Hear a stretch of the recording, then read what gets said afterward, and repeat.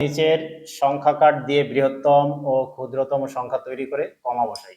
এখানে সংখ্যা কার্ড দেখতে পাচ্ছ 1 2 3 4 5 6 7 7টি সংখ্যা কার্ড আছে। এই কার্ডগুলো দিয়ে আমরা বৃহত্তম সংখ্যা প্রথমে এবং ক্ষুদ্রতম সংখ্যা তৈরি করব। বৃহত্তম বলতে বড়, সবচেয়ে বড় যে সংখ্যাটি আছে সংখ্যা কার্ডের মধ্যে সেটি প্রথমে বসাবো। তাহলে সবচেয়ে বড় হচ্ছে 8। এখানে বৃহত্তম সংখ্যা যেহেতু লিখতে বলেছে আমরা লিখব 8। এরপরে এর চেয়ে ছোট হচ্ছে 7, এখানে 7 লিখবো। এর চেয়ে ছোট হচ্ছে 5, এখানে 5 লিখবো। এর চেয়ে ছোট 4, এরপরে 3, এরপরে হচ্ছে 1 এবং সবচেয়ে ছোট হচ্ছে 0।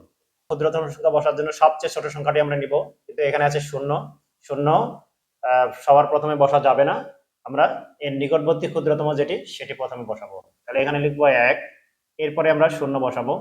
এরপরে হচ্ছে 3, এরপরে 4, 5, 7, 8। তাহলে বৃহত্তম ও ক্ষুদ্রতম সংখ্যা তৈরি করলাম। এখন কি বলা আছে, এখানে কমা বসাতে হবে।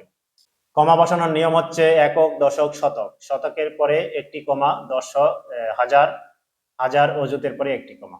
এখানে 2টি কমা বসবে। একইভাবে এখানেও একটি কমা, এখানে একটি কমা। এবারে প্রশ্ন দেওয়া আছে বৃহত্তম সংখ্যাটি নিচের খালি ঘরে বসিয়ে স্থানীয় মান নির্ণয় করি। তাহলে বৃহত্তম সংখ্যা কোনটি? এই যে বৃহত্তম সংখ্যাটি নিচের খালি ঘরে যদি বসাই, তাহলে প্রথমে আমরা একক স্থান থেকে শুরু করব। এখানে একক স্থানে আছে 0, এরপরে 1, এরপরে 3, এরপরে 4, এরপরে 5, 7, 8। বৃহত্তম সংখ্যাটি এখানে লিখতে বলা হয়েছে, লিখেছি। এখন স্থানীয় মান লিখি। 0 একক, 1 দশক, 3 শতক,